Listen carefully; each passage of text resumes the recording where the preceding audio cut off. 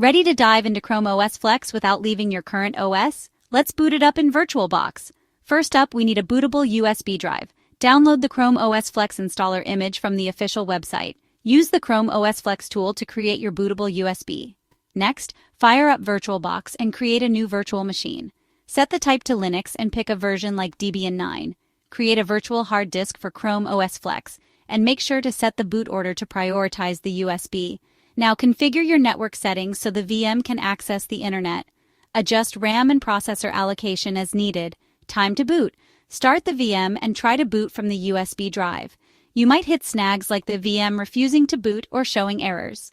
Troubleshoot by creating an ISO from the USB or connecting the raw USB disk directly.